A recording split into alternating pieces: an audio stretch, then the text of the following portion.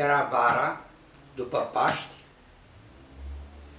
prima oră, la ora 8 dimineața, era lecția de istorie. Profesor Nicolae Vedichi.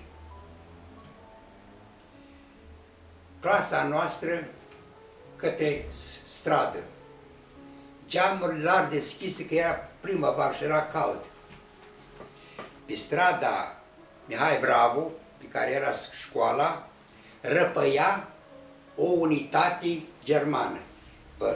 Primele orașe în care au intrat nemții au fost Constanța și Galați, că erau porturi. Deci era o unitate. Bărșăluia, rap, rap, rap, rap.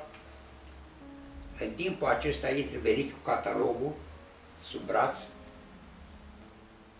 pune catalogul pe catedră și spune: domnilor, ați aflat trista veste, a căzut Parisul, dar cred în victoria Franței ca în lumina soarelui. Iar afară era răpăiala. N-am spus niciodată acest gest de curaj.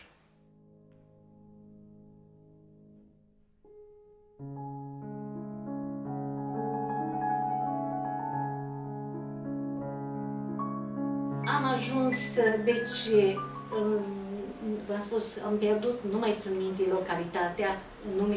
localitatea respectivă, până când am ajuns aproape de Viena. Mi-a dus așa, am mers mult, vreo 2 sau 3 săptămâni am mers. În stațiile în care se opreau trenurile, alături de noi erau și vagoane și trenuri cu prizonieri evrei, pe care ostașii nemți îi scoteau, bineînțeles, cu escortă, îi scoteau să facă mișcare, o dată în zi, probabil, în jurul trenului. Și cu ochii mei am văzut când, chiar mă emoționează, când erau flămânzi, cred, evrei, se aplecau între trenuri, în spațiul acela între linii, se aplecau și luau coși de pâine și coși de cartofi și mâncau. Sunt lucruri pe care le țin minte și care le-am văzut.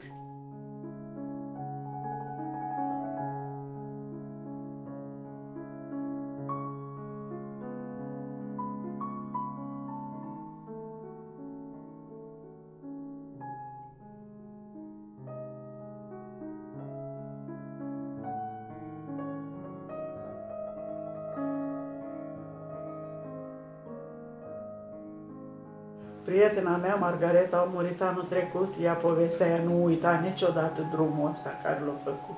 Știi tu cum fratele tău, când zicea hai neamțul, în galop a ajuns acolo, când a ajuns la pod, la Albița, nu a mai fost voie să treacă. Și mama, săraca, disperată, s-a dus la generalul ăla. Dați-ne voie, că avem copii în România, vă rog, dați-ne voie, gândiți-vă că rămânem aici, nu știu ce. Femeie, ascultă! Nu a uitat mama niciodată ce o vorbi generalul ăla. Femeie, ascultă, că în timp de război nu există milă. Fie-vă milă, domne, odată că trecem. Nu, femeie, ascultă, în timp de război nu există milă, există numai lege. Și da, mama tot s-a apropiat, se ducea peste dânsul, dar vă rog, dar nu știu, dar el ca să o sperie, zice, soldat, ia pune mâna pe femeia asta și aruncă un prut. Nu a aruncat, dar a vrut să o sperie.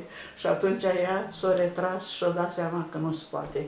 Și atunci le-a zis, mergeți pe la Țiganca. Și au trecut cu toții pe la Țiganca. Dar în ultimul moment a zis că mai era, dacă mai era jumătate de oră sau un sfert de oră până să se închidă granița.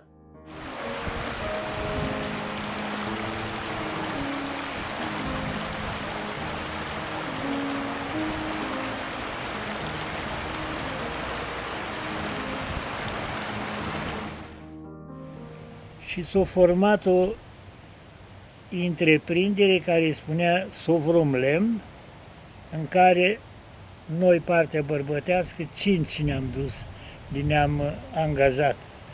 acolo ne dădea un număr, o marcă, care nu mai aveam numele de familie sau de botez. Eram botezați cu numărul de marcă. Și ne-am declarat toți ca plutași. Duceam plutele pe apă până la Dorna Arinu și le predam la plutașii de Bistrița că era daune de război. Ca plutași trebuia să avem un jurământ, să nu părăsim locul de muncă numai în caz de spitalizare și aceea fără dovezi bine dovedite nu ne lua libertatea. Vinea și judica la fața locului aici, la locul de producție, că am sabotat, eram uz câteodată, cred că și în gură. De nu mai aveam porțiuni a corpului să nu fie ude, că era cu lapoviță cu cât ce se întâmpla. Și începeam plutăritul în februarie. Spărgeam gheața de pe baraje câte o săptămână și după aia dădeam drumul la plute. Cu atâta grabă se grăbea sovieticii să poată scoate materialul lemnos din munții noștri de aici.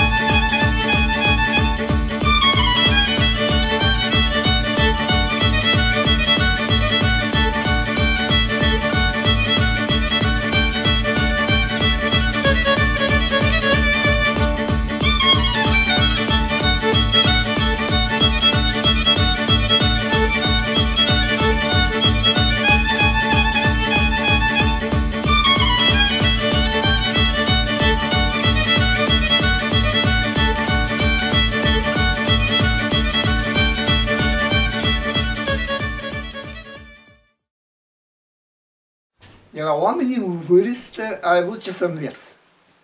Au fost niște lucruri pe care le-am prețuit și eu, dacă stai, de exemplu, pe o bancă, pe un scaun, undeva, cum era pe aici, pe la cooperativă, știi?